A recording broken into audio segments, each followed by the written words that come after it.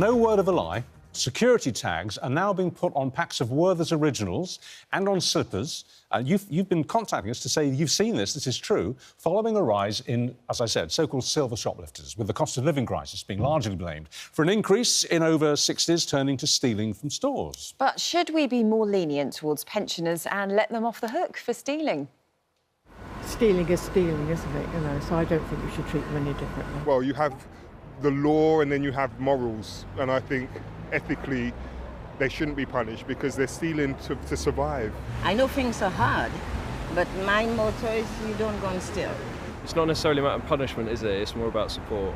You need to give people programmes and people, you know, actual opportunities. At the end of the day, if they're choosing between heating and eating, I'm sure people are going to want to heat the houses, keep themselves warm and take the risk.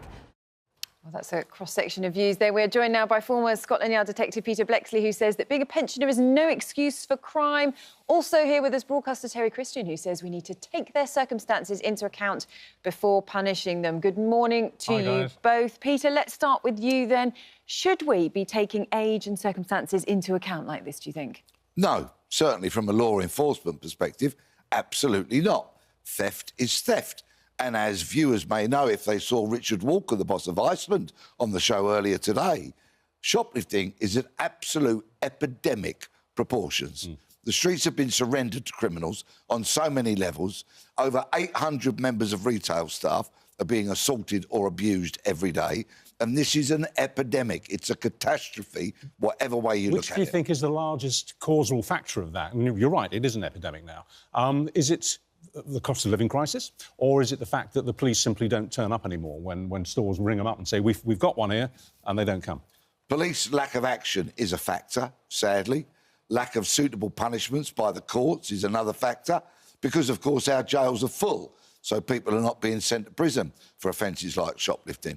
But shoplifting is committed by a very wide range of people, from children through to organised gangs who make a living out of this, and now, sadly, increasing number of pensioners. Theft is theft. It needs to be punished. That's the only way to issue a deterrent. Let's go over to Terry then. What do you make of that? Theft is theft. We shouldn't alter, you know, how we deal with people, no matter their age. Well, it's kind of saying there's no excuses for it, and I don't condone it happening, but it's like, you know, there's reasons that it's happening.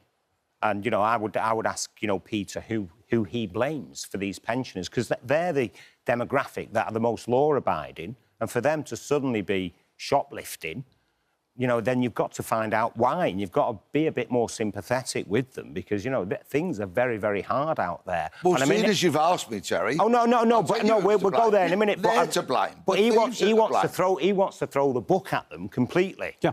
Large print, of course, otherwise they might struggle with their eyesight a bit. But it's kind of... It's got to be more nuanced than that. There's got to... You have to look into the reasons, you know, so... And I think looking at the corruption and the levels of corruption in our society at the moment, with the billions of taxpayers' money that's been stolen, to kind of focus in on pensioners who might be stealing for a variety. No, he's not saying that. He's not arguing to focus in on pensioners. He's just saying that the law should apply equally to anybody, whether they're 19 or 90. That's all he's saying. He's not focusing on pensioners. He's just saying treat them the same as everybody else. I mean, look, this is typical of the message we've been getting. Brian on email, he says, "Morning, everybody. I'm 76. Well done, Brian. And I say that if you're caught stealing, whether you're 17 or 70, you absolutely shouldn't get off or be treated differently." And a lot of pensioners are saying that. But, again, so if you take a pensioner who's, you know, and you put him in prison with for shoplifting, what's he going to... Is he going to end up... Well, you're not going to, are you? You're going to find them. Well, OK, but if they persistently do it, are they going to end up sharing a cell with a single mum who's been nicking formula milk? All right, he's suggesting... You know, what sort of society that are we? pensioners shouldn't actually be locked up. You can find them, but even if they're persistent thieves, they shouldn't go to jail because of their age. What would you say to that? The issuing of punishments is, generally speaking, a matter for the courts and for the judges and the magistrates. There are churches, there are charities, there are food banks. If anybody is in poverty, which is unfortunate, those routes need to be explored. Theft is not an option. It is an act of dishonesty. And if we start saying, well, we'll issue some kind of...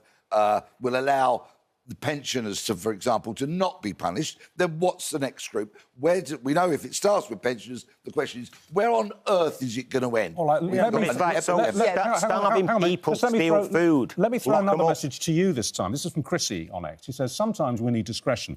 High Street store called the police on my 90-year-old grandmother who put a bag of mint humbugs in her handbag. She was locked in a room. She had no memory of doing it. She was terrified, and she's never been out alone again since. Then that is not an offence of theft, because theft is the intentional stealing of property with the intention to permanently deprive somebody of it. So in a situation like that, where a lady who's 90 years old doesn't even remember doing that act, that is not a crime. I'm talking about the crime of theft, which needs to be punished. But what about on the point of, you know, actually, if you say, well, pensioners have got an excuse and we should go a bit easier on them, then actually there are a lot of people that could then turn around and say, well, the reason I'm stealing is because this, that and the other haven't got enough money. We have to take collective responsibility as a society, don't we? So I think when you have the most law-abiding demographics suddenly breaking the law, you have to ask for deeper reasons as to why that's happening. Now, if it's poverty, you find someone who can't afford to pay the fine. You are inevitably going to have to put them in prison, which costs you more as a society